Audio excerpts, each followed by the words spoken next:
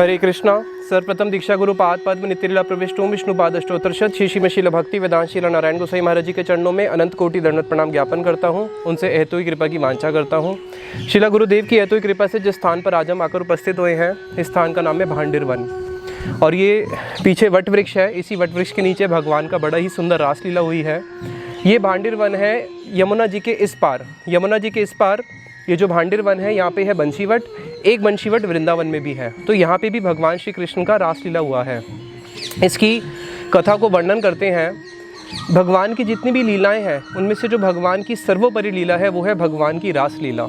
और ये रासलीला ऐसी है, तार फल की कहीमु काहे ना जाए। इस रासलीला को श्रवण करने का क्या फल है? श्रीमद् चैतन्य महाप्रभु ने कहा था कि कहीमु, इसको श्रवण करने का क्या फल है? काहे ना जाए। इसका रासलीला को श्रवण करने का जो फल है उसको कोई बता ही नहीं सकता। बताया नित्य सिद्ध से ही प्राय सिद्ध तार काए। जो इस रासलीला को श्रवण करता है नित्य सिद्ध से ही, वो भगवान का नित्य सिद्ध, उनका एक सेवक बन के भगवान की नित्य सेवा में जाता है। और ये जो भगवान की जो रासलीला है, ये एक ऐसी लीला है जिसको जब भगवान कृष्ण भी जब इस रासलीला का स्मरण करते हैं तो उनका चित्त भी विवल हो जाता है। तो उसी को ही गुरुदेव की कृपा से आज हम श्रवण करेंगे कि किस प्रकार से यहाँ पे गोपियों और कृष्ण का मिलन हुआ है और कैसा उनका आपस में कथोकथन है, जिसके अंदर मानो अमृत का सागर उसमें से निकल रहा हो। भगवान श्री कृष्ण शरद पूर्णिमा की रात को जब वृंदावन में खड़े हैं तो बताया भगवान अपी तरात्रि शरद उत्फुल मल्लिका। भगवान ने वहाँ पे क्या देखा? चंद्रमा को देखा। अब जब चंद्रमा को देखा तो चंद्रमा कैसा हुआ है? पूर्णिमा का चंद्रमा है, कुमुदवंतम, जो कुमुद का मित्र है।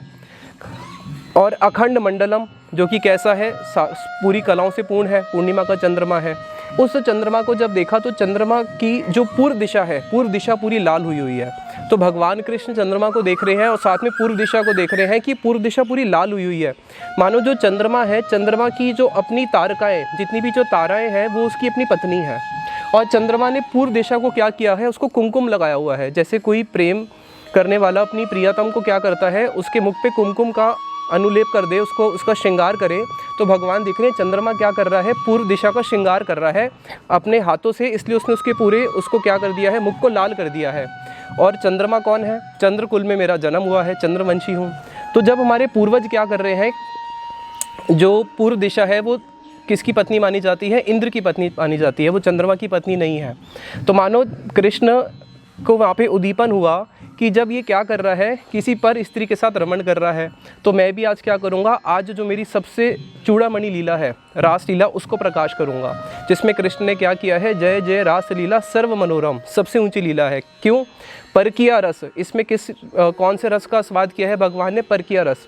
जो परकिया रस है, जिसके अंदर कृष्ण किसी अन्य गोपी के साथ रास कर रहे हैं और उस गोपी का कहीं और विवाह हुआ है, इसको बोलते हैं परकिया रस। तो ब्रज में जो सबसे ऊंचा रस है वो कौन सा है? परकिया रस। जय जय परकिया रस सर्व रस सार, सारे रसों का सार है ये परकिया रस। केवल भक्त ही इसको समझ पाते हैं, जो अभी तक भक्त नहीं है वो इस लीला को नहीं समझ सकते। तो भगवान ने फिर अपनी बंसरी की तान पे गोपियों को आवाहन किया। भगवान के पास एक है वेणु, एक है उनके पास मुरली, एक है उनके पास बंसी। तो आज भगवान ने वेणु और मुरली और बंसी, आज भगवान ने वेणु बुलाई है, वेणु बजाई है। जो बंसरी और मुरली है, जो बंसरी होती है उसमें भी अनेक नाम है। आनंद मोहिनी सखाओं के लिए होती है, सम मोहिनी। तो ऐसे जो वेणु है वो केवल गोपियों के लिए। तो भगवान ने अपनी वेणु पे तान छोड़ी। वेणु गीत डाके राधिका नाम, ऐसो ऐसो डाके शाम की जो वेणु गीत है, उस पर एक गोपियों का नाम निकला। और सारी गोपियों के कर्ण में कृष्ण की जब वेणु की ध्वनि जाती है, तो मानो कि ये ध्वनि कैसी है? उदाहरण देते हैं हमारे शीला विश्वनाथ चौधरी ठाकुर पाद कि ये ध्वनि कैसी है? जैसे एक राजा क्या करता है, किसी देश पर आक्रमण करना हो तो अपनी सेना को भेजता है। तो मानो ये जो ध्वनि है, ये सेनापति की तरह आई और गोपियों के हृदय के अंदर प्रवेश कर गई। और हृदय के अंदर प्रवेश करके किसी का जब धन चोरी करना हो तो धन कोई कहाँ पे रखता है? तिजोरी के अंदर बंद करके रखता है। तो गोपियों के हृदय के अंदर बड़े बड़े किवाड़ थे और इन सेनापति ने क्या किया? उस किवाड़ को तोड़ के उसके अंदर जो छुपा हुआ जो रत्न था, उनका लज्जा, उसको छीन लिया और वापस चली गई, उनके चित्त को छीन लिया। तो इसी प्रकार से जब कृष्ण की वेणु ध्वनि गोपियों के कर्णकुहर के माध्यम से उनके हृदय में प्रवेश करती है, उस समय गोपियाँ क्या करती हैं? उस समय कुछ गोपियाँ तो गाय का दूध गोहन कर रही थी, कुछ गोपियाँ क्या कर रही थी, चूल्हे पे दूध को गर्म कर रही थी। तो कुछ गोपियाँ उस समय क्या कर रही थी, चूल्हे पे दलिया पका रही थी। कुछ गोपियाँ वहाँ पे क्या कर रही थी, अपने पति को भोजन परोस रही थी। तो कुछ गोपियाँ अपने बच्चों को दूध पिला रही थी। कुछ गोपियाँ क्या कर रही थी, पति स्नान करने गया है तो उसके लिए पानी गर्म कर रही है, और कुछ स्वयं भोजन कर रही थी। और जैसी ये ध्वनि उनके उसमें प्रवेश करी, उन्होंने सारे काम को छोड़ दिया। क्यों? बताया उस समय वो क्या हो गई, मोहिता, गोविंद अपहृत चित्ता, जिसके चित्त को गोविंद ने हर लिया। तो बताया कि जब गोपियाँ फिर आई तो उस समय कुछ गोपियाँ अपना श्रृंगार भी कर रही थी। कुछ गोपी चंदन और कुमकुम का लेप लगा रही थी। तो उस समय उसने उसको लगाना छोड़ दिया और एकदम भागी। जैसे हमारे घर में कोई एकदम चोर आ जाए, हम कुछ भी काम कर रहे हो और वो हमारे घर से तिजोरी से कुछ छीन के भागे तो हम क्या करेंगे, एकदम उसके पीछे भागेंगे। तो उसी प्रकार से मानो गोपियाँ उस चित्त चोर को, जो मेरा चित्त ही चुरा के ले गया, उसको पकड़ने के लिए भाग रही है एकदम से। और कुछ गोपियाँ उस समय अपने आँखों में काजल लगा रही थी, टेढ़ा मेढ़ा लगा दिया। कुछ गोपियाँ ने क्या किया, ऊपर के अलंकार नीचे, नीचे के ऊपर कर लिए, वस्त्र जो थे नीचे के ऊपर, ऊपर के वस्त्र नीचे कर लिए। तो इस प्रकार से जो भगवत प्रेम है, कृष्ण प्रेम, वो किसी भी वस्तु की अपेक्षा नहीं रखता। और गोविंद अपहृत चित्ता होकर जब वो भागने लगी तो यहाँ पे एक प्रश्न आता है, क्या उनके पति ने उनको रोका नहीं होगा? सास ससुर भाई बांधु बांधव किसी ने तो उनको रोका होगा। बताया कि जो कृष्ण के पीछे धावित होता है उसको कौन रोक सकता है, उसको कोई नहीं रोक सकता। क्योंकि उस समय फिर भगवान की योग माया ने क्या किया, भगवान की योग माया ने उन गोपियों की एक प्रतिमूर्ति उनके घर पे बना दी। जो सेवा कर रही थी वो वही सेवा कर रही है। तो जो मूल गोपी है वो तो आ गई भगवान के रास में, और ताकि उनके घर वाले पीछे से उनको किसी प्रकार से उनकी कृष्ण की मिलन में बाधा ना पहुंचाए, तो उनकी छाया, उनकी एक एक छाया वहीं पर रह गई जो घर के कार्य करती रही। भगवान अपी तरात्रि शरद उत्फुल मल्लिका, श्रील सुखदेव गोस्वामी जी बताते हैं, भगवान अपी तरात्रि, जब रासलीला शुरू कर रहे हैं तो वहाँ पे उन्होंने क्या बोला, कृष्ण नहीं बोल के बोला भगवान। कहीं कोई उनके प्रति जड़ बुद्धि मत कर लो, भगवान अपी, वो भगवान है। तो वो बोले भाई रास क्यों कर रहे हैं, तो इसलिए बोला भगवान है और रास कर रहे हैं, अपी, वो भगवान हो के भी रास कर रहे हैं। तो कोई दोष नहीं है, बोले नहीं है। क्यों? योग माया उप आश्रिता, उनकी ये जो लीला है ये योग माया के आश्रित है, जड़ माया के अंतर्गत नहीं है।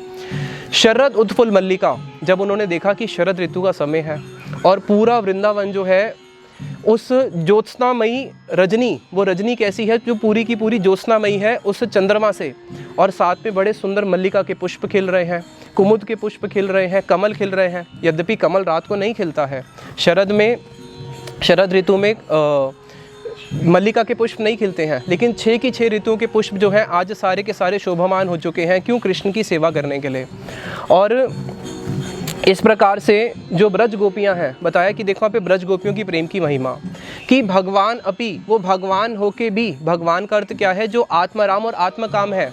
आत्मराम आत्मकाम होते हुए भी भगवान ने क्या किया, रास किया। इससे भगवान का एक गुण प्रकाशित होता है, भगवान कैसे हैं, भक्त वत्सल, और साथ में ही कैसे हैं, भक्त वशीभूत, भक्त के प्रेम में वशीभूत हैं।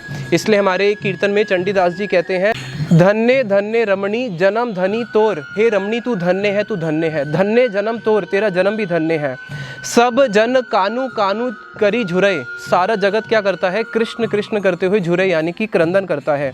सो तू या भावे विभोर, और वही कृष्ण क्या है, तेरे प्रेम में विभोर हो चुका है। जिसके लिए पूरा जगत रोता है वो तेरे लिए रोता है।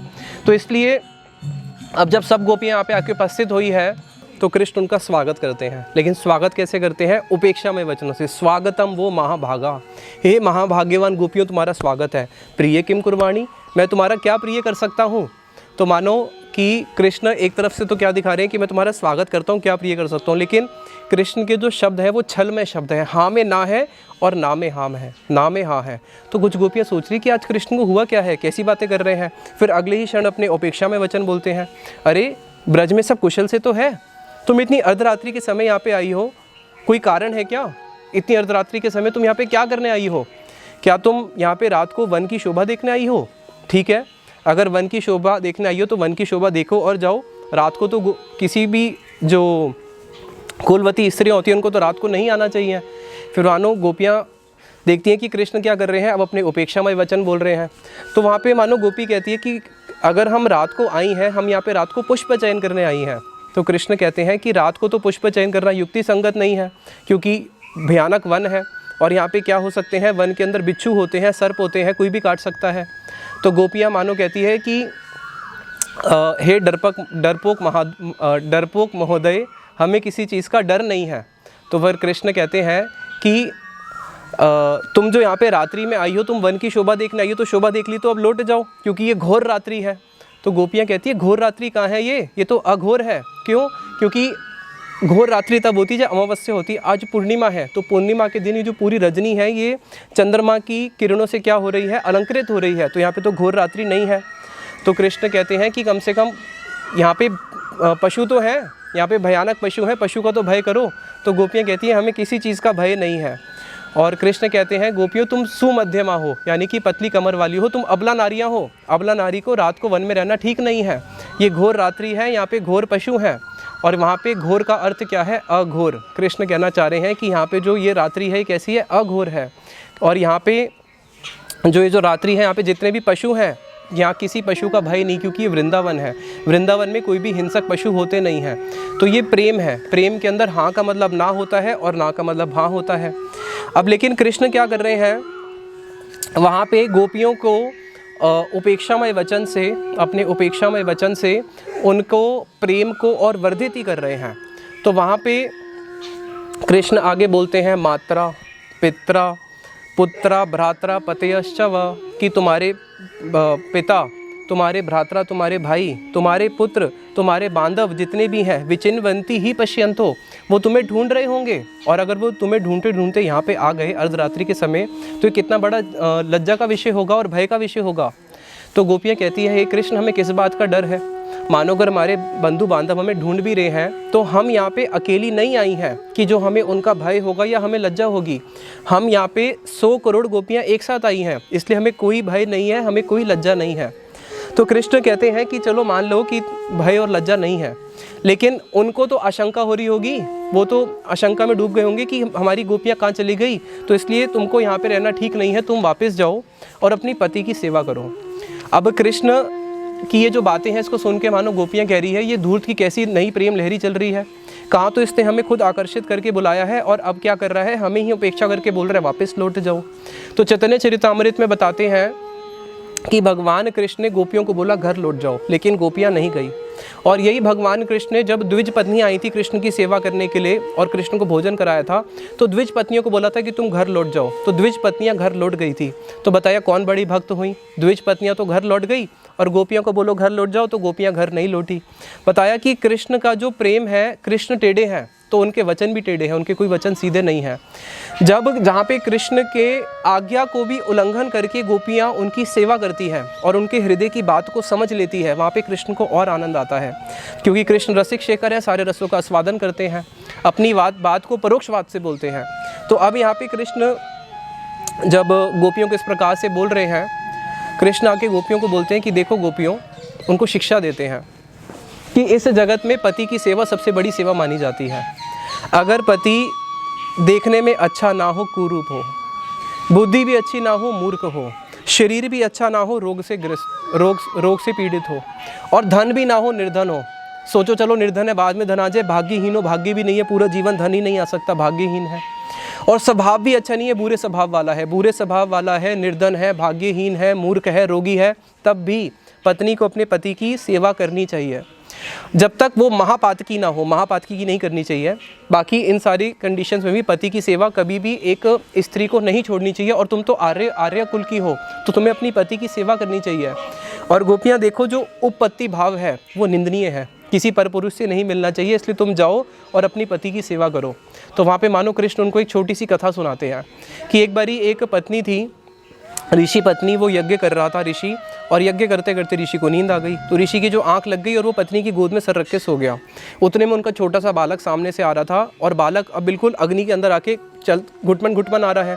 वो अग्नि के पास आ गया, वो बिल्कुल बच्चा अग्निकुंड में गिरने ही वाला था। अब पत्नी सोच रही है अगर मैं बच्चे को जाके रोकूंगी तो पति की निद्रा भंग हो जाएगी, पति की सेवा कर रही हूँ। तो उसने क्या किया, पति की सेवा करती रही और बच्चे को, बालक को गिरने दिया अग्नि में, और अग्नि शांत हो गई। तो भगवान ने बोला कि देखो कैसी एक पतिव्रता स्त्री होती है, कैसे पति की सेवा करनी चाहिए। तो मानो फिर अब गोपियाँ जो है उनकी बातें सुन रही हैं। अब गोपियाँ कृष्ण को फिर बोलना शुरू करती हैं। गोपियाँ कहती हैं कि देखो कृष्ण, जब तुमने कथा सुनाई है तो हम भी कथा सुना देते हैं कि एक बारी एक पत्नी अपने पति की बहुत अच्छी तरह सेवा करती थी। अब पति ने बोला मैं तो दूर देश जा रहा हूँ पैसे कमाने के लिए, 6 महीने बाद आऊँगा। तो पत्नी ने बोला कि मैं तो आपके बिना जी ही नहीं सकती, जब तक आप नहीं खाते मैं नहीं खाती, आप नहीं सोते मैं नहीं सोती, आपके सारे काम के बाद तो मैं कार्य करती हूँ। तो पति ने बोला एक काम कर, तू मैं तेरे को अपनी एक पुतली बना के दे जाता हूँ। तो उस पति ने अपना जैसा बिल्कुल पुतला बना के दे दिया, बोला तू इसकी सेवा करती रहे। अब पत्नी उस पुतले की सेवा कर रही है। 6 महीने बाद पति आता है, रात का समय है, दरवाज़ा खटखटाता है। अब पति बोलता है भाई किवाड़ पे खड़ा है, दरवाज़ा खोलो। तो पत्नी बोलती है मैं भी नहीं खोल सकती, क्योंकि मैं क्या कर रही हूँ, इनकी अभी पुतले की सेवा कर रही हूँ। अब उसको उस समय बताओ, पुतले की सेवा करनी चाहिए, जो बाहर असली पति खड़ा है उसकी सेवा करनी चाहिए, असली पति की। तो ये तो जो घर वाले हैं सब क्या हैं, ये तो जड़ मिट्टी के नकली पुतले हैं। असली पति कौन है, सबके कृष्ण है। तो गोपियाँ आगे उनको बोलती है हे कृष्ण आप अच्युत हो। अच्युत का अर्थ है कि आप कभी च्युत नहीं होते, तो हम आपके साथ संबंध रखेंगी तो हम कैसे च्युत हो सकती हैं, हमारा धर्म कैसे च्युत हो सकता है। हमारा धर्म तो आपके साथ संबंध करने से, आपकी सेवा करने से वर्धित ही होगा। और आप कैसे हो हे, कुछ गोपियाँ बोलती है आप कैसे हो हे स्वेच्छाचारिणी श्रेष्ठ, आप स्वेच्छाचारी हो, आपकी जो इच्छा होती है वो करते हो, आप स्वधीन हो, आपके साथ संबंध करने से हमें दुख नहीं होगा अपितु हमें सुख ही मिलेगा। और कुछ गोपियाँ कहती है हे कृष्ण अमृत निर्वंचनीय मधुर अधर, हे कृष्ण अमृत निर्वंचनीय मधुर अधर, आपके जो अधर है उसमें ही क्या है, उसी में ही अमृत है। तो जब हमें अमृत की प्राप्ति हो गई, जब हमें अमृत की प्राप्ति होगी, हमें किस चीज़ का भय है, किस पाप का हमें भय है। और वहाँ पे लेकिन कृष्ण के जो उपेक्षामय वचन है, इस उपेक्षामय वचनों को सुन के गोपियों की कैसी स्थिति होती है, जैसे मानो गोपियाँ चिंता के एक बहुत बड़े सागर में डूब गई। और वहाँ पे जो गोपियाँ हैं सोचती हैं कि अब हम क्या करें, कृष्ण जब हमारी उपेक्षा कर रहे हैं तो हम क्या करें। कुछ गोपियाँ सोचती हैं कि कृष्ण की ही आज्ञा को मान के हम वापस अभिनय करती हैं, ब्रज की ओर लौटने का छल करती हैं। और ब्रज की ओर चलते चलते सोचती हैं कि इस धूर्त ने आज हमें बोला क्या है, इसके बोलने का वाक्य के पीछे जो इसका मूल अर्थ है वो क्या है। तो कुछ गोपियाँ सोचती है कि नहीं हम इन्हीं के चरणों में लेट के काकूमयी प्रार्थनाएं करते हैं। तो कुछ गोपियाँ उनके वचनों को सुन के प्रचंड सूर्य के तरह उनका जो श्वास है बिल्कुल दीर्घ श्वास छोड़ रही हैं, मानो जैसे अग्नि की चपेट से जैसे एक गरम धुआं निकलता है, उस प्रकार से उनकी उर्षणमय दीर्घ श्वास छोड़ रही हैं। और गोपियाँ सोचती हैं कि हम अपने प्राणों को ही त्याग देती हैं। अपने प्राणों को कैसे त्यागें, कृष्ण के सामने त्यागें, या फिर अपने प्राणों को हम जाके यमुना जी में जाके त्यागें, या फिर यहीं पे कृष्ण के सामने ही अपने प्राणों को त्यागें। इस प्रकार से अनेक चिंता की जो लहरें हैं उनके हृदय में उठ रही हैं। और इन्हीं चिंता की लहरों से आघात होते हुए गोपियों के जो मधुर अधरते बिंब की तरह वो पूरे के पूरे फीके पड़ जाते हैं। गोपियाँ क्रंदन करना शुरू करती हैं और कृष्ण उनको देख रहे हैं। गोपियों के जब नैनों से जब जल एक एक करके निकलना शुरू होता है, मानो ऐसे लगता है 2 नेत्रों से 2 यमुना की धारें बह रही हैं। और उनके हृदय में कृष्ण के प्रति जो ताप है, वो ताप मानो एक ऐसी अग्नि है जो उनको जला देगा। तो ये यमुना की धारें निकलते हुए उस अग्नि को शांत करने का प्रयास कर रही हैं। और वहाँ पे जो गोपियाँ हैं फिर अपने अश्रु पूछती हैं। अश्रु क्यों पूछ रही हैं, इस भावना से कि कृष्ण के वीरे में आज इतनी वीरे अग्नि हो चुकी है, कहीं हमारे अगर प्राण ही छूट गए तो कम से कम कृष्ण के दर्शन तो कर लें। और फिर सारी गोपियाँ कृष्ण को चारों ओर से घेर लेती हैं। अब चारों ओर से घेरने के बाद गोपियों और कृष्ण का कथोपकथन होता है, जिसमें ये 4 प्रकार की गोपियाँ जब चारों ओर से कृष्ण को घेर लेती है तो एक एक युद्ध की गोपी एक एक वचन कृष्ण को बोलती है। मानो उस समय ये जो गोपियाँ हैं, इन गोपियों को कृष्ण रूपी मेघ ने इनको आकर्षित किया। मेघ क्या करता है, चातकी को आकर्षित करता है। तो इस कृष्ण मेघ ने क्या किया, इन चातकी रूपी गोपियों को आकर्षित किया अपनी वेणु की ध्वनि से। और इनके ऊपर लीला अमृत वर्षण करने की जगह क्या कर दिया, अपने उपेक्षामय जो विष है उसको इनके ऊपर उगेल दिया हो। तो अब यहाँ पे गोपियाँ कृष्ण को बोलती हैं कि हे कृष्ण, तुम हमें सिखा रहे हो कि क्या पाप और क्या पुण्य है, पति की सेवा करनी चाहिए।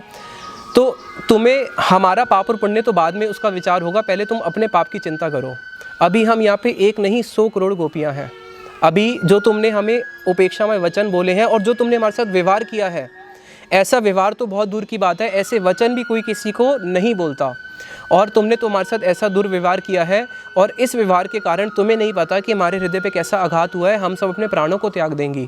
और सोचो अगर 100 करोड़ गोपियाँ प्राणों को त्यागेंगी कृष्ण, उससे तुम्हें कितना बड़ा महापाप लगेगा। तो पहले अपने पाप की रक्षा करो।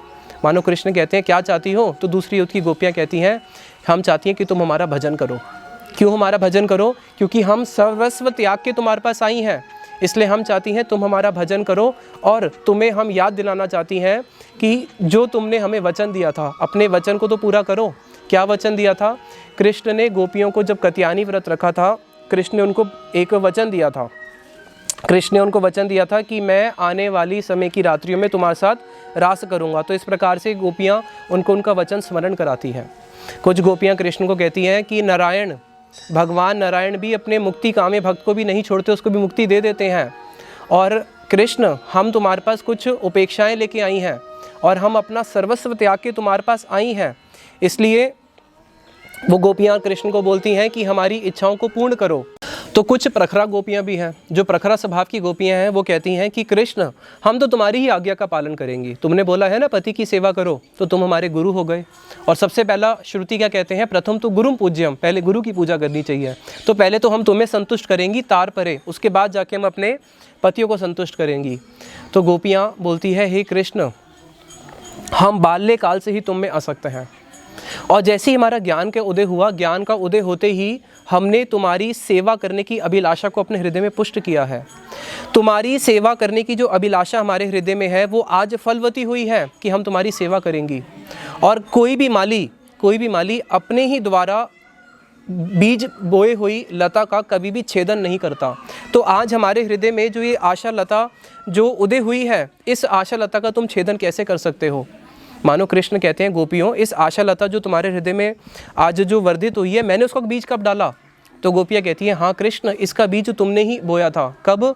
हमारे वयस संधि के समय। वयस संधि क्या होता है? जब गोपियाँ कुमार अवस्था से पोगण फिर किशोर, तो ये जब अवस्था चेंज होती है, पोगण से किशोर में आ जाते हैं, वो जो बीच का समय उसका होता है, उसको बोलते हैं वय संधि। उस वय संधि के समय ही तुमने अपने नेत्रों से, जो तुम्हारे कमल के समान बड़े कोमल सुनेत्र हैं, तुमने इस नेत्रों से ही क्या किया था? हमारे हृदय के अंदर भाव रूपी आशा लता का बीज रोपित किया था। हमारे हृदय में जो भाव है तुम्हारे प्रति, इसका बीज तुमने ही रोपित किया है। और उसके बाद केवल ऐसा नहीं कि तुम ऐसे मालियों के बीज डाल के भूल गए, तुमने ही इस आशा को वर्धित किया। किस प्रकार से? तुम्हारे दर्शन से, तुम्हारे साक्षात दर्शन से, तुम्हारे गुण कीर्तन श्रवण करते करते ये आशा आज फलवती हुई है, और इसमें आज भुंज बुझायमान फल खिल चुके हैं। और तुम कैसे माली हो? अपने ही आज से, अपनी ही द्वारा सिंचित इस आशा लता का तुम छेदन करते हो। हे कृष्ण, मानसून से प्रार्थना करती है, हमारी आशा आज फलवती हुई है, इस फलवती आशा का छेदन मत करो। क्योंकि शास्त्रों में नियम है, विष वृक्षो अपि संवर्धे स्वयं। अगर कोई विष के वृक्ष को भी क्या करता है? अपने हाथ से उसका बीज लगा के उसको वर्धित करता है, छेतुम संप्रापमसम, उसका छेदन उस माली को भी नहीं करना चाहिए अगर विष का भी हो। तो ये तो एक बड़ी सुंदर आशा हमारे हृदय में आज उत्पन्न हुई है तुम्हारी सेवा करने की। उसके बाद गोपियाँ कृष्ण को बोलती हैं कि कृष्ण, अगर तुम हमें बोल रहे हो कि हम लौट जाएं, हम कैसे लौट जाएं? जिसका चित्त एक बारी तुम्हारे चरणों में लग गया, क्या वो पुनः वापस संसार में उसके कदम चल सकते हैं जो वो लौट जाए?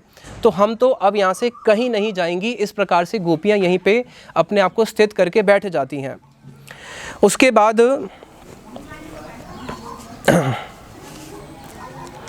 कृष्ण मानो बोलते हैं गोपियों से कि बताओ तुम्हें क्या चाहती हो, क्या चाहिए? तो गोपियाँ फिर अब स्पष्ट रूप से बोलती हैं, मानो कृष्ण कहना चाह रहे हैं कि मैं तो उपेक्षामय वचन बोल रहा हूँ, तुम तो कम से कम, क्योंकि प्रेम कैसा होता है, अगर गोपियाँ डायरेक्ट बोलेंगी तो कृष्ण इनडायरेक्ट, कृष्ण डायरेक्ट बोलेंगे तो गोपियाँ इनडायरेक्ट। क्योंकि प्रेम की गति कैसी है? अहेरिव गति प्रेमना। प्रेम सर्प की तरह चलता है, सर्प कभी सीधा नहीं चलता। तो वहाँ पे बताया श्रीमद् भागवतम में, वंदे नंद ब्रज स्त्रीणाम पाद रेणु अभीक्ष्णसा। जय हो, जय हो। किसकी जय हो? इन गोपियों की जय हो। यासम हरि कथोद्गीतम पुनाति भुवंत्रयम, जिनकी कथा को सुनने से पूरा जगत पवित्र होता है। अब गोपियाँ कृष्ण को कहती है कि देखो कृष्ण, हमारे हृदय के अंदर ये जो काम अग्नि है, इसको प्रज्वलित तुमने किया है। कैसे प्रज्वलित किया है? अपनी हसित अवलोकनम, ये जो आपकी मधुर हंसी है उससे, और जो आपकी बंसरी ध्वनि है इससे, इन दो वस्तु से आपने हमारे हृदय में काम अग्नि को प्रज्वलित किया है। इसलिए अब आप ही इसको शांत करो। कृष्ण कहते हैं मैं कैसे शांत करूं? तो गोपियां कहते हैं अपने अधर अमृत से। आपके अधर अमृत से ही शांत होगी। आपके मुख में दोनों चीज़ें विद्यमान हैं, दोनों वस्तु। आपके ही मुख में ये जो आपकी हंसी है, मंद हास्य, उसी ने ही इस अग्नि को प्रज्वलित किया है, और आपका जो मधुर अधर है, उसी के रस से ये अग्नि बुझेगी। कृष्ण कहते हैं क्या प्रमाण है? तो गोपियाँ कहती है कृष्ण, ये तुम्हारा कोई आज का नया खेल नहीं है। ये खेल हम तुम्हारा अग्नि जलाने वाला और बुझाने वाला, ये तुम्हारी लीला प्राचीन काल से हम देखते हुए आ रही हैं। तुम्हारे ही मुख में दोनों चीज़ें विद्यमान है, इसलिए तुम क्या करो, इस अग्नि को शांत करो। अगर नहीं किया तो गोपियाँ कहती है अगर नहीं किया तो हमारे हृदय में एक अग्नि नहीं है, हे केशव, हमारे हृदय में 2 अग्नि है। एक तो ये वाली अग्नि है जो काम अग्नि, और एक है वीर्य अग्नि। अगर हमारी काम अग्नि को कृष्ण तुमने शांत नहीं किया तो हम अपने वीर्य अग्नि से क्या करेंगी, अपने शरीर को भस्म कर देंगी और यहीं पे तुम्हारे सामने ही तुम्हारी चरणों को प्राप्त करेंगी। और इस वीर्य अग्नि का नाम क्या है? इस वीर्य अग्नि का नाम है कृष्ण वीर्य अग्नि। तो गोपियाँ कृष्ण के सामने ही प्रार्थना करती है, हे कृष्ण वीर्य अग्नि, हम तेरे से एक प्रार्थना करती हैं कि हमारे प्राण जब तू ले तो हमारे प्राणों को आहुति इस प्रकार से देना कि हमारा जो वपु है कृष्ण के चरणों के पास जाके गिरे और कृष्ण के चरण हमारे वक्षस्थल को प्राप्त हों। कि उससे क्या होगा कि कृष्ण के जब चरण हमारे वक्षस्थल को प्राप्त होंगे उससे हमारी ये काम अग्नि शांत हो जाएगी और साथ में कृष्ण को अनुताप होगा। इसलिए इस प्रकार से तुम करना। इस प्रकार से गोपियों और कृष्ण का यहाँ पे कथोपकथन चलता है। और उसके बाद कृष्ण जो है गोपियों को बोलते हैं कि हे गोपियों, एक बात बताओ कि अगर मेरे इस रूप से तुम्हारे हृदय के अंदर काम अग्नि प्रज्वलित हुई है, तुम तो कुलवधू हो, तो कुलवधुओं को किस प्रकार से मैं स्पर्श कर सकता हूँ? तो गोपियाँ आगे कहती हैं, लक्ष्मी का उदाहरण देती है कि हे कृष्ण, हम तुम्हें अच्छी तरह जानती हैं कि तुम किस प्रकार से पर रमणी चोर हो, पर की रमणियों को चोर करते हो, पर रमणी विलास करते हो। लक्ष्मी जी तो वैकुंठ में रहती थी और तुमने लक्ष्मी जी को क्या किया? लक्ष्मी जी को बलपूर्वक आकर्षित करके तुम अपने वक्षस्थल पे बिठा लिया और जब उसको लज्जा बोध हुई तो लक्ष्मी ने क्या किया? तुम्हारे वक्षस्थल के ऊपर ही एक स्वर्ण रेखा के रूप में विद्यमान है। और ये लक्ष्मी तुम्हारे वक्षस्थल पे रहने पर भी शांत नहीं हुई। वक्षस्थल तो इतना ऊंचा स्थान है, वो प्राप्त होने पर भी उसने आशा करी कि मुझे इनके चरणों की प्राप्ति हो जाए। तो वो लक्ष्मी जो आपके वक्षस्थल पे रहते हुए भी आपके चरणों की प्राप्ति करती है, तो हम भी तो आपके चरणों की प्राप्ति के लिए अभिलाषा कर सकती हैं और हम तो आपकी दासी हैं। कृष्ण कहते हैं, अरे वाह, तुम मेरी कहाँ से दासी हो गई? मैंने तुम्हें कब कौन सा कोई सैलरी दी है या मैंने तुम्हें कुछ मूल दिया है जो तुम मेरी दासी हो गई? तो गोपियाँ कहती है कि कृष्ण, तुमने हमें 1 मूल नहीं, तुमने हमें 5-5, 6-6 मूल दिए हैं। क्या क्या मूल दिए हैं? फिर गोपियाँ आगे बोलती है, विक्षय अलकावृत मुखम तव कुंडल श्री, विक्षय अलकावृत मुखम तव कुंडल श्री, गंड स्थल अधर सुधम हसित अवलोकम, दत्ता भयम च भुज दंड युगम विलोक्य, वक्षय श्री एक रमणम च भवाम दास्य। जिसमें गोपियाँ कहती है, विक्षय अलकावृत मुखम, कि देखो आपने हमें कितना सारा मूल दिया है। विक्षय अलकावृत मुखम, आपका ये जो मुख है, जब आप संध्या के समय वापस आते हैं पुनः, आपका जो मुख है वो आवृत हो रहा होता है। किससे आवृत हो रहा होता है? आपकी अलकावल्ली से। तो उस समय आपकी उस शोभा ने ही हमें खरीद लिया। तब कुंडल श्री, ये जो आपके 2 कुंडल हैं, मानो ये जो आपकी अलकाएँ हैं, ये अलकाएँ नहीं हैं, ये अलकाएँ मानो एक जाल है। जाल क्या करता है? जाल खंजन पक्षी को बांध देता है। तो हमारे नेत्र रूपी खंजन पक्षी को बांधने के लिए आपकी ये रस्सी है, ये जो आपकी अलकावल्ली है, और जाल की रस्सी के आगे जैसे जो 2 छोर लगे होते हैं, वो जो 2 गांठें हैं, वो आपके ये 2 कुंडल हैं, आपकी इस कुंडल। और इस कुंडल की जब प्रभा पड़ती है आपके गंड स्थल पे, आपका जो गंड स्थल है, आपका जो मधुर अधर है, आपकी जो हसित अवलोकन है, जब आप हंसते हुए जब कृष्ण आ रहे होते हैं वन से पुनः संध्या के समय, तो कृष्ण हसित अवलोकम, हंसते हुए किसी गोपी को देखते हैं, मानो उस गोपी ने अपना सर्वस्वी कृष्ण को निछावर कर दिया हो। इस प्रकार से आपने हमें खरीद लिया है। तो गोपियाँ कहती हैं, कृष्ण कहते हैं, अरे तुम्हें भय नहीं लगता? अगर तुम्हारे पति ने जाके कंस के पास बोल दिया तो गोपियाँ फिर आगे बोलती है, दत्ता भयम च, आपका अभय प्रदान करने वाले, आपकी क्या है? भुज दंड युगम, आपकी जो 2 भुजाएं हैं, इसलिए आपके सामने आपकी भुजाओं को देख के हमें अभय मिलता है, हमें किसी प्रकार का भय नहीं है। वक्ष श्री एक रमणम भवाम दास्य, हम आपकी दासी हो चुकी है। उस प्रकार से फिर वहाँ पे कृष्ण उनके प्रति उदार दृष्टि करते हैं। उदार दृष्टि करते हुए फिर कृष्ण क्या करते हैं? कृष्ण मानो किसी को हसित अवलोकन देते हैं, किसी के हाथ में कृष्ण पुष्प अर्पित कर देते हैं, किसी के प्रति अपना कटाक्ष से उसको देखते हैं। इस प्रकार से उनके हृदय के अंदर उस प्रेम को उदय करते हैं। फिर गोपियों का जो नित्य सिद्ध भाव है वो उदय होता है। मानो चंद्रमा क्या कर रहा है? चंद्रमा केवल प्रकाश नहीं कर रहा, यहाँ पे कृष्ण चंद्रमा उनके हृदय के अंदर अनुराग का प्रकाश कर रहा है। और फिर वहाँ पे बड़ा ही सुंदर गोपियों और कृष्ण का रास होता है। अब जब यहाँ पे गोपियों और कृष्ण का रास होता है तो 100 करोड़ गोपियाँ हैं और कृष्ण 100 करोड़ रूप धारण करते हैं। 100 करोड़ रूप धारण करके कृष्ण हर एक 2-2 गोपी के मध्य एक कृष्ण विद्यमान हो जाते हैं। और कृष्ण बड़ा सुंदर ताल में ताल में गाते हैं, और जब कृष्ण ताल में गाते हैं तो गोपी उसी ताल के अनुसार वाद्य बजाती है। जब गोपी ताल में बजाती है तो कृष्ण बजाते हैं। इस प्रकार से कृष्ण जब गाते हैं तो कृष्ण वृंदावन की शोभा का गान करते हैं, गोपियों की महिमा का गान करते हैं। और राधा जी माधव मोहिनी गाइया गीत, हरिलो सकल जगत चेत, स्थावर जंगम मोहिला सती, स्थावर जंगम मोहिला सती, हराओलो चंद्रावली रमती, हराओलो चंद्रावली रमती। माधव मोहिनी गाइया गीत, राधा जी ने एक ऐसा गीत गाया जिसमें क्या हुआ, माधव मोहिनी जो माधव को भी मोहित कर देती हैं। हराइलो चंद्रा आदिर्वती, यहाँ तक कि जो चंद्रावली और जितनी भी जो अन्य गोपियाँ हैं उनकी मति को भी हर लिया राधा जी ने। इस प्रकार से सुंदर गान गाया। जब गोपियाँ यहाँ पे गान गा रही हैं तो गोपियाँ कृष्ण की महिमा का गान करती हैं और कृष्ण गोपियों की महिमा का गान करते हैं। इस प्रकार से दोनों आपस में गान कर रहे हैं। अब उतने में ही क्या होता है, जब रास लीला चल रही है, गान गा रहे हैं, तो यहाँ पे कुछ गोपियों के हृदय में सौभाग्य मद का उदय होता है। सौभाग्य मद क्या, कि जो 100 करोड़ गोपियों के बीच में कृष्ण है, तो हर गोपी ये सोच रही है कि कृष्ण मेरे साथ है। वो ये नहीं देख पा रही कि कृष्ण सबके साथ है। अनंगा नाम अंतर माधवे, हर एक के गोपी के बीच में माधव है। माधवम च अंतर अंगा नाम, और हर दो गोपी के बीच में एक कृष्ण है, 2 कृष्ण के बीच में एक गोपी है। तो सब गोपियों के हृदय में सौभाग्य मद हो गया। बैठ जाओ मतों। सब गोपियों के हृदय में क्या हो गया, सौभाग्य मद, कि हम कितनी सौभाग्यवान हैं कि देखो कृष्ण हमारे साथ नृत्य कर रहे हैं। लेकिन कोई भी गोपी ये नहीं देख पाई कि कृष्ण सबके साथ नृत्य कर रहे हैं। तो कृष्ण ने मानो सबको छल लिया और सबको सौभाग्य मद हुआ, मैं सौभाग्यवान हूँ। लेकिन राधा जी के सामने तो कृष्ण का छल नहीं चल सकता। राधा जी ने देख लिया तो कितने बड़े छलिया हैं, सब गोपियों के साथ 100 करोड़ रूप धारण करके सबके साथ नृत्य कर रहे हैं। तो वहाँ पे राधा जी को मान हो जाता है। अब इसको समझना पड़ेगा, जो 100 करोड़ गोपी हैं उनको मान नहीं हुआ, 100 करोड़ गोपियों क्या हुआ है, मद हुआ है कि मैं कितनी सौभाग्यवान हूँ, सौभाग्य मद। लेकिन राधा जी को क्या हुआ है, कृष्ण से मान हुआ है। तो वहाँ पे राधा जी कृष्ण से मान करके उस रास मंडल को छोड़ के चली जाती है।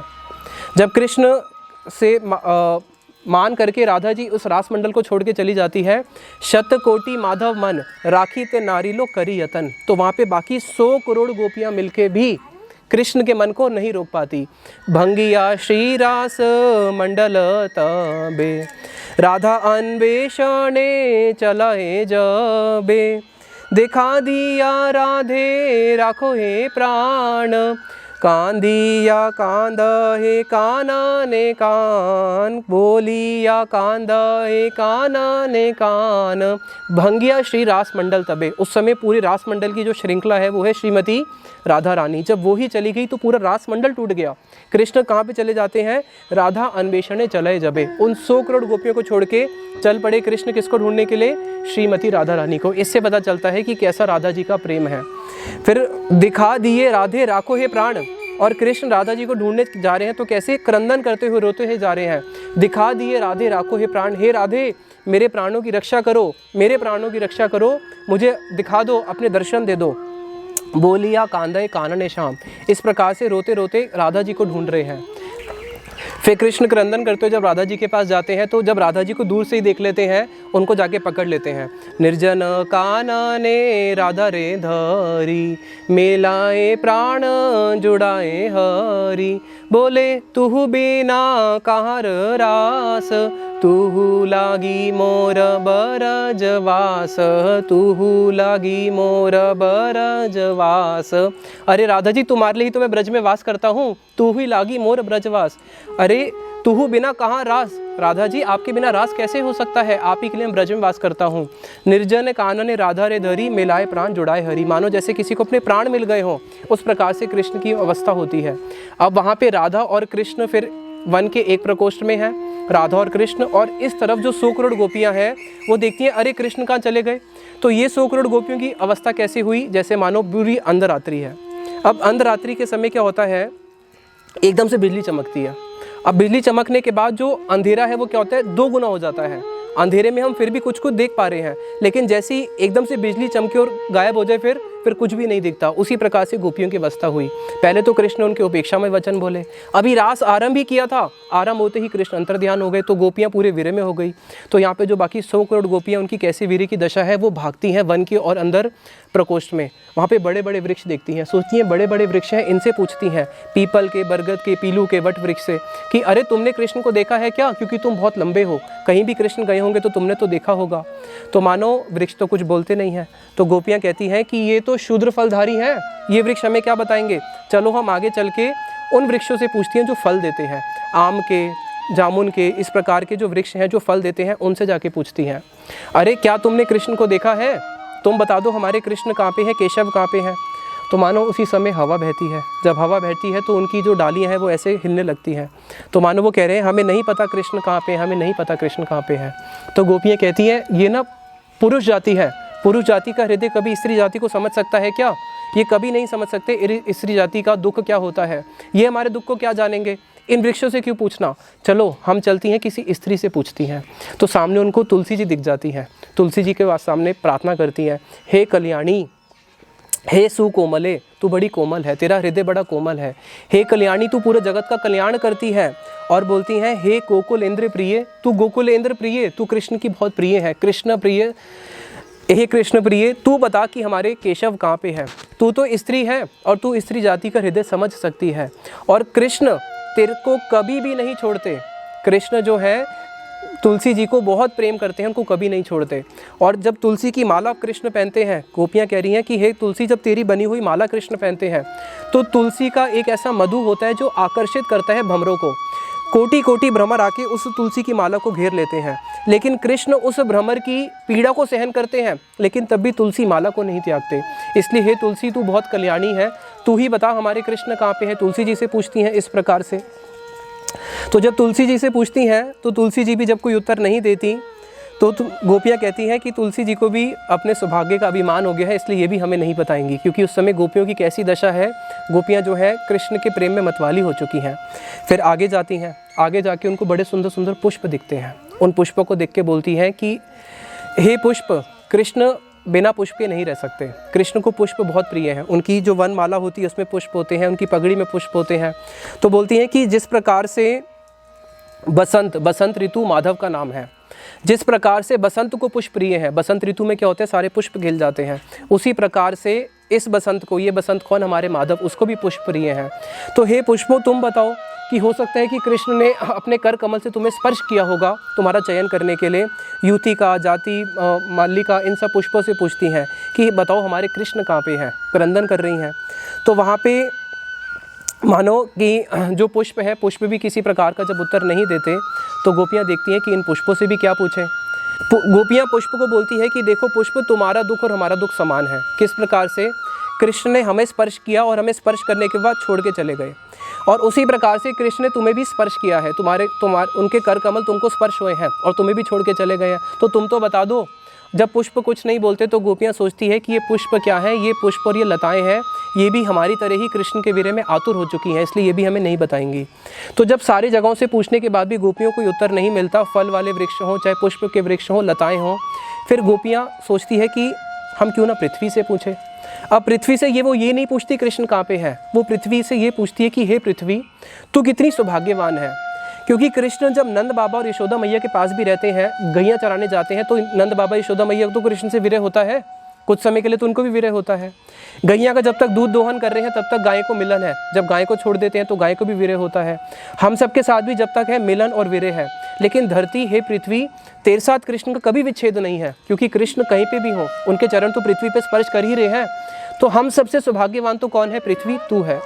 इसलिए पृथ्वी हम तेरे से ये पूछते हैं कि तूने ऐसी कौन सी तपस्या करी है, किस तपस्या के वशीभूत होके कि कृष्ण तेरे को छोड़ते ही नहीं है, अपने चरणों को यहाँ जगह जगह पे उनके चरण चिन्ह तेरे ऊपर विद्यमान है। मानो पृथ्वी से पूछ रही हैं कि पृथ्वी तू आज इतनी हर्षित है, क्योंकि पृथ्वी हर्षित है क्यों, क्योंकि कृष्ण का चरण का उसको स्पर्श प्राप्त हुआ है, और वृंदावन में तो कृष्ण चरण पादुका भी धारण नहीं करते, उनके चरण उनको प्राप्त हुए हैं। तो पृथ्वी, क्या तू इसलिए हर्षित है, कि भगवान ने पहले वरा रूप में तेको धारण किया था, या भगवान ने त्रिविक्रम रूप में तेको 3 पग से नापा था तो इसलिए हर्षित है? नहीं नहीं, आतु तो इसलिए हर्षित है क्योंकि कृष्ण यहाँ पे क्या कर रहे हैं, विचरण कर रहे हैं। तो पृथ्वी तू ही बता दे ऐसी कौन सी तपस्या तूने करी है, हम भी वो तपस्या करेंगी जिससे हमें भी कृष्ण का नित्य मिलन प्राप्त होगा। मानो जो पृथ्वी भी कुछ नहीं बोलती तो गोपियाँ पृथ्वी को बोलती है, अरे ये तो अपने सौभाग्य से मद में हो चुकी है, ये आज इतनी सौभाग्य में मद में हो चुकी है, ये हमारे दुख को नहीं समझेंगी, ये भी हमें कोई उत्तर नहीं देंगी। इस प्रकार से एक वन से दूसरे वन में भ्रमण करते करते करते गोपियाँ आके पहुँचती है कहाँ पे, एक ऐसे स्थान पे जहाँ पे उन्होंने क्या देखा, उन्होंने देखा कि कुछ हिरनियाँ वन के अंदर प्रवेश कर रही हैं। उस हिरनियों को देखने के साथ ही साथ में गोपियाँ क्या करती हैं, गोपियाँ सोचती हैं कि ये हिरनियों ने पक्का कृष्ण को देखा होगा, और ये पीछे जब वन की ओर आगे जा रही हैं तो मानो पीछे मुड़ मुड़ के गोपियों को देख रही हैं। तो गोपियाँ कहती है देखो ये हिरनिया में इशारा दे रही है कि हाँ हाँ मेरे साथ चलो, कृष्ण यहीं पे ही है, मेरे साथ चलो। इस प्रकार से चलते चलते जब वो थोड़ा आगे जाके पहुँची, अब आगे जाके देखा तो कृष्ण नहीं है, पहले ही कृष्ण की विरह में थी। तो वहाँ पे जो गोपियाँ हैं उनकी कैसी स्थिति होती है, वो कृष्ण का चिंतन करते करते तदात्म भाव में आ जाती हैं। तदात्म भाव है कि वो अपने आप को ही कृष्ण मानने बैठ जाती हैं। तो कुछ गोपियाँ वहाँ पे पूतना की तरह कृष्ण की लीला का अभिनय करती हैं, तो कुछ गोपियाँ वहाँ पे कालिया की तरह फणों पे नृत्य करना शुरू करती हैं, और कुछ गोपियाँ वहाँ पे क्या करती हैं, कुछ गोपियाँ वहाँ पे ऐसे जैसे भगवान ने गोवर्धन को उठाया था इस प्रकार से गोवर्धन को उठाने का अभिनय करती हैं और बोलती हैं आ जाओ मेरे नीचे, मैं तुम्हारी रक्षा करूँगी। तो गोपियाँ वहाँ पे कृष्ण की लीला का अनुकरण करना शुरू करती है कृष्ण के तदात्म भाव में आने के बाद। तो कुछ गोपियाँ वहाँ पे क्या करती हैं, बोलती है तुम सब अपनी आँख बंद कर लो, मैं अभी अग्निपान करूँगी। कृष्ण ने अग्निपान करा है, अघासुर को मारा है, बकासुर को मारा है, जितनी भी लीलाएं हैं इस सारी लीलाओं का अभिनय करती हैं वहाँ पे। कुछ गोपियाँ कृष्ण के जैसे वस्त्र कृष्ण ने चोरी करे थे उस प्रकार से अभिनय करती हैं। तो उन्हीं कृष्ण लीला का अभिनय करते करते थोड़ा आगे जाने के बाद उनको कृष्ण के चरण चिन्ह के दर्शन होते हैं। अब उस चरण चिन्ह के दर्शन जैसे होते हैं, उस चरण चिन्ह के पीछे पीछे चलना शुरू करती है। आगे जाके देखा तो एक गोपी के भी चरण चिन्ह है। जब उस गोपी के चरण चिन्ह को देखा तो गोपियाँ उस गोपी के चरण चिन्ह को देख के साथ ही साथ में क्या होती हैं, मानो उनके हृदय के अंदर एक द्वेष आ जाता है। किस प्रकार का कि अरे ये अन्य गोपी कौन सी है, ये ऐसी कौन सी सौभाग्यवान गोपी है कि हम सारी 100 करोड़ गोपियों को छोड़ के इस गोपी के पीछे कृष्ण आ गए। अब उस चरण चिन्ह को कोई भी गोपियाँ नहीं पहचान पाती, केवल राधा पक्षी गोपियाँ पहचान लेती हैं। क्योंकि जो राधा पक्षी गोपियाँ हैं वो क्या करती हैं, राधा जी के चरणों की सेवा करती हैं। राधा जी के चरणों में 19 चिन्ह हैं, उनके बाएं चरण में 11, दाएं में 8। तो जो राधा जी का जो बायां चरण है, जो बिल्कुल उसकी जो मध्य वाली उंगली होती है, बिल्कुल उसके नीचे एक कमल का चिन्ह है। बिल्कुल जो मध्य उंगली के नीचे कमल, कमल के नीचे पताका, उसके नीचे ध्वजा। उसी प्रकार से जो राधा जी के दायां चरण कमल है उसमें 8 चिन्ह है। उसने बताया बिल्कुल मध्य के नीचे जैसे बाएं में कमल है तो वहाँ दाएं में मध्य के नीचे बिल्कुल पर्वत का चिन्ह है। उनके अंगूठे में जो शंख का चिन्ह है तो गोपियाँ पहचान ली थी कि तो हमारी स्वामी राधा जी का चिन्ह है। तो बाकी सारी गोपियाँ तो दुखी हो रही हैं, लेकिन ये गोपियाँ बड़ी आनंदित होती है, अरे हमारी स्वामिनी कृष्ण के साथ में है। और वहाँ पे जब थोड़ा आगे जाके देखते हैं तो गोपियाँ कहती है मानो ये कृष्ण जो है ना, कृष्ण को अब चरण कमल ना बोल के कृष्ण के चरण बोल रही है। क्यों? क्योंकि कृष्ण ने कैसा हमारे साथ व्यवहार किया है। इनके चरण कमल अगर सुकोमल होते तो इनका हृदय भी कोमल होता, लेकिन इनका हृदय तो बहुत कठोर है। ये तो बिल्कुल कामी है, जैसे एक हाथी हथनी के साथ घूमता है, इस प्रकार से ये वन में हम सब प्रेम को, हमारी गोपियों की प्रेम को छोड़ के कामुकों की किसी स्त्री के साथ रमण कर रहे हैं। और वहाँ पे जब थोड़ा आगे जाके देखती हैं तो वो जिस गोपी के चरण चिन्ह थे वो गायब है, अब केवल कृष्ण के चरण चिन्ह है। तो गोपी कहती है अवश्य ये गोपी थक गई होगी, इसलिए कृष्ण ने क्या किया होगा, इसको अपने कंधे पे चढ़ा लिया होगा। अब उसको देख के गोपियों के हृदय में और कृष्ण के प्रति क्या बढ़ता जा रहा है, कृष्ण के प्रति उनके हृदय में और रोष बढ़ता जा रहा है। अब थोड़ा आगे जाके देखा तो क्या देखा, बहुत सारे पुष्प गिरे हुए हैं और कृष्ण के जो चरण हैं वहाँ पे कैसे हो चुके हैं, जैसे कोई पुष्प को जब चयन करता है, पुष्प को चयन करने के लिए हथेली ऊपर हो जाती है, पैर की पंजे नीचे दब जाते हैं। तो कृष्ण के चरण वो कैसे हैं, पंजे दबे हुए हैं और एड़ी ऊपर है। तो वो समझ लेती हैं कि निश्चित रूप से कृष्ण ने यहाँ से फूल तोड़े होंगे और उन फूलों से इस रमणी का श्रृंगार किया होगा। अन्य आराधितो नूनम भगवान हरिर ईश्वर, अन्य आराधितो नूनम भगवान हरिर ईश्वरा। निश्चित रूप से हरि ईश्वर की इसने कोई अलग से आराधना करी है। अन्य आराधितो नूनम भगवान हरीश्वरा यन्नो विहाय गोविंदो, कि उस गोविंद ने क्या किया, यन्नो विहाय गोविंदो प्रियो यम अन्य द्रह, कि वो गोविंद हम सबको छोड़ के इस प्रिय गोपी को अपने साथ लेके चला गया। आराधितो का अर्थ कौन है, यहाँ पे इनडायरेक्ट रूप से सुखदेव गोस्वामी जी ने अपनी स्वामी राधा जी का नाम ले ही लिया। अब थोड़ा आगे जाके देखा तो वहाँ पे क्या देखा कि कृष्ण जो है उन्होंने इस गोपी के सर पे जूड़ा बांधा है। अब गोपियों कैसे पता चला कि यहाँ पे इसने उनके केश का ही श्रृंगार करा है, जूड़ा बांधा है? क्योंकि गोपियाँ जानती है कि कृष्ण जब सखियों का श्रृंगार करते हैं, जूड़ा बांधते हैं, तो किस पोज में वो बैठते हैं। तो उसकी छाप देख के वो समझ गई कि यहाँ पे ही उन्होंने सर का जूड़ा बांधा होगा। अब थोड़ा आगे जाके देखा तो उनको वहाँ पे क्रंदन की आवाज़ आती है। जब थोड़ा आगे जाके देखा उनको क्रंदन की आवाज़ आई तो वहाँ पे एक गोपी क्रंदन कर रही है। और ये जो गोपी का विरह है, ये जो क्रंदन कर रही है, ये है श्रीमती राधा रानी। इनके विरह को देख के ये जो 100 करोड़ गोपियाँ थी, मानो किसी के हृदय में जो वीरे की अग्नि है वो इनके हृदय में कैसी है? इनके हृदय की जो वीर अग्नि है 100 करोड़ गोपियों की, वो एक दीपक के समान है। और सामने जो राधा जी का वीर है वो प्रचंड सूर्य के समान है। तो दीपक के सामने जब सूर्य आता है तो दीपक की प्रभा उसी समय क्या होती है? उस सूर्य के आगे उसकी प्रभा की काम नहीं करती। तो ये जो गोपियाँ थी अभी तक तो इनको कृष्ण से विरह था, लेकिन जब इन्होंने राधा जी का वो विरह देखा कि राधा जी कृष्ण के विरह में कैसी है, क्योंकि जब वहाँ पे राधा जी ने बोला मैं नहीं चल सकती केशव, अब मेरे से और नहीं जाया जाएगा, यहीं पे मुझे अब तुम अपने कंधे पे बिठा लो। और कृष्ण जब उनका श्रृंगार कर रहे थे और उन्होंने बोला मुझे कंधे पे बिठा लो, तो कृष्ण देखा कि राधा जी को भी मेरे प्रति क्या हो रहा है? सौभाग्य हो रहा है कि मैं इनको अपने कंधे बिठाऊं। तो कृष्ण वहीं से अंतर ध्यान हो जाते हैं। और उस समय राधा जी की जो वीरे की दशा होती है, उस वीरे की दशा को देख के ये गोपियाँ पहले तो राधा जी से कैसा भाव रख रही थी, उनके प्रति रोष हो रही थी, ऐसी कौन सी गोपी है। लेकिन जब इन्होंने राधा जी का वीरे देखा तो राधा जी के साथ ये एक आत्म भाव हो गई। ये भी राधा जी के उस वीरे में उनको सांत्वना देने लगी। राधा जी का कैसा वीरे है? हा नाथ रमण प्रेष्ठ क्वासी क्वासी महाभुजा दास्य अस्ते कृपणाय में सखे दर्शनम सन्निधिम। हा नाथ, हे नाथ आप कहाँ पे हो? गोपियों राधा जी बोल रही है हे नाथ, कि आप मेरे प्राणों के नाथ हैं। हे नाथ आप कहाँ पे चले गए? आप अगर नहीं आएंगे तो मेरे प्राण छूट जाएंगे। हे नाथ, इन प्राणों के आप ही एकमात्र नाथ हो, अपने दर्शन दीजिए। तो मानो कृष्ण कहते हैं कि प्राण छूट जाएंगे तो उससे मुझे क्या है? तो राधा जी कहती है हे रमण, हे कृष्ण, आप रमण करने वाले हो, आपको रमण करने के लिए गोपियाँ चाहिए। और अगर मेरे ही प्राण छूट जाएंगे, मेरे ही अगर प्राण नहीं रहेंगे तो आप रमण किसके साथ करोगे? तो हे नाथ, अगर मैं आज आपको बुला रही हूँ रमण करने की इच्छा से, अपने रमण करने की इच्छा से नहीं, आपके रमण करने की इच्छा से। तो कृष्ण कहते हैं मानो अगर तुम्हारे प्राण छूट जाएंगे और मैं रमण नहीं करूँगा तो तुम्हें इसका क्या दुख है? फिर राधा जी कहती है हे प्रेष्ठ, हे गोविंद, आप हमारे प्रेष्ठ हो, आप हमें प्राणों से भी कोटि कोटि प्राणों से भी अधिक हम आपसे प्रेम करती हैं।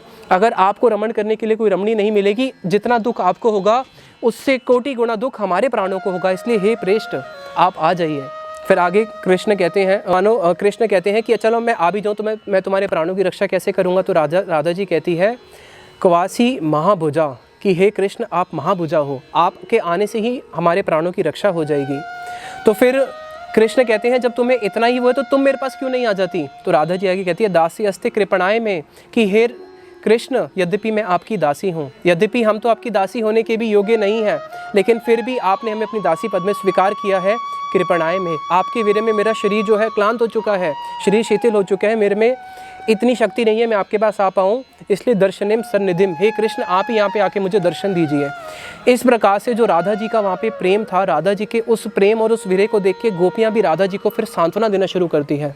उसके बाद सारी गोपियों ने फिर क्या किया? सारी गोपियों ने इसी स्थान पे बैठ के बड़ा ही सुंदर कृष्ण के वीरे में जो गीत गाया है उसको बोलते हैं गोपी गीत। और गोपी की गीत के बाद फिर कृष्ण का रास होता है। समय आने पर कभी गुरुदेव की इच्छा हुई तो गोपी गीत के ऊपर भी कथा करेंगे और उस रासलीला को भी श्रवण करेंगे। अभी यहीं पे ही इस भूमि से एक वस्तु मांगते हुए प्रणाम करते हैं, क्योंकि गुरुदेव बोलते थे ब्रज की भूमि क्या है? चिंतामणि है, इससे जो मांगोगे वो वस्तु प्राप्त होती है। तो यही एक प्रार्थना करते हैं जो भक्ति विनोद ठाकुर जी की बड़ी सुंदर प्रार्थना है। युगल सेवाए श्री रास मंडले नियुक्त करो अमाए। श्री भक्ति विनोद ठाकुर जी बोलते हैं युगल सेवाए श्री रास मंडले नियुक्त करो अमाए। ललिता सखीर अयोग्य किंकरी, ललिता जी की सखी की एक छोटी सी अयोग्य किंकरी बन के इस रास लीला में उनकी सेवा कर पाऊँ, यही मेरी एकमात्र प्रार्थना है इस स्थान से। इतना ही बोल के मैं वाणी को विश्राम देता हूँ। निताई गौर प्रेमानंदे हरि हरि बोल। और एक यहाँ की विशेष लीला है, इसी वटवृक्ष के नीचे श्रीराम सखा जी हैं भगवान श्री कृष्ण के। ये श्रीराम सखा जब भगवान कृष्ण मथुरा जा रहे थे तो उनको अपनी मुरली देके चले गए और यहीं पे श्रीराम सखा इंतज़ार करते रहे कि जब तक कृष्ण नहीं आएंगे मैं कहीं नहीं जाऊँगा। और यहीं पे कृष्ण का वो इंतज़ार करते रहे। और फिर वर्णन आता है कि जब भगवान दंतवक्र का वध करके ब्रज में लौटे तब जाके फिर उनको यहाँ से गोकुल लेके गए। और एक मान्यता है कि यहीं पे ही श्रीधाम सखा रह गए। और जब कृष्ण लीला पूरी संवरण हो गई, फिर नित्यानंद प्रभु जब महाप्रभु आए, तो जब नित्यानंद प्रभु इस स्थान पे आए तो नित्यानंद प्रभु ने जब श्रीधाम सखा को देखा तो उन्होंने बोला कि अरे श्रीधाम। तो उन्होंने बोला कि तुम कौन हो? बोले मैं वही हूँ कृष्ण लीला का बलराम। बोले मैं कैसे मानूं कि तुम बलराम हो? बलराम हुई लो निताई, वही बलराम महाप्रभु की लीला में नित्यानंद प्रभु के रूप में आए हैं। बोले हाँ, एक शर्त पे मान सकता हूँ कि मेरे को कोई पकड़ नहीं सकता था दौड़ में, केवल दाऊ जी ही मुझे दौड़ में पकड़ सकते थे। मैं दौड़ना शुरू करता हूँ, अगर तुमने मुझे पकड़ लिया तब मैं मानूंगा कि तुम दाऊ जी हो। तो यहाँ पे फिर उन्होंने भागना शुरू किया, नित्यानंद प्रभु ने उनको पकड़ना शुरू किया। पकड़ते हुए मानो नित्यानंद प्रभु ने उनको पकड़ ही लिया, और तब उन्होंने माना कि हाँ यही कौन है, यही मेरे दाऊ जी हैं जो नित्यानंद प्रभु के रूप में आए हैं। कई जगहों पे ऐसा वर्णन भी आता है कि वो जिस प्रकार से अपनी लकुटी घुमाते थे, बोला अगर तुम ऐसी लकुटी घुमाओगे तब मैं मानूंगा तुम दाऊ जी हो। तो उन्होंने उस प्रकार से लकुटी घुमाई और मान लिया कि हाँ यही मेरे दाऊ जी हैं। तो खैर जो भी हो, तो ये बहुत रमणीय स्थान है और यहाँ पे नित्यानंद प्रभु भी आए हैं। तो यहाँ पे एक श्रीधाम प्रभु किस प्रकार से कृष्ण के वीरे में यहाँ पे बैठे हैं, तो हम उनसे यही प्रार्थना करें कि हमारे हृदय में भी कुछ कृष्ण के प्रति वीरे उत्पन्न हो, तभी जाके हम भजन राज्य में प्रवेश कर पाएंगे। क्योंकि शिला गुरुदेव बोलते थे, if your mood off separation is not arising your bhajan is zero. जब तक हृदय के अंदर हमारे वीरे की भावना नहीं जागेगी, हमारा भजन बिल्कुल शून्य है, किसी काम का नहीं है। तो यही प्रार्थना है कि हमारे हृदय में कृष्ण के प्रति वीरे जागे। और ये वीरेमयी भूमि है, यहाँ पे गोपियों ने वीरे गीत, गोपी गीत प्रकाशित किया है। कृष्ण का जो वीरे है वो अगर हमारे हृदय में जाग जाए, यही हमारी एकमात्र प्रार्थना है। हरे कृष्णा।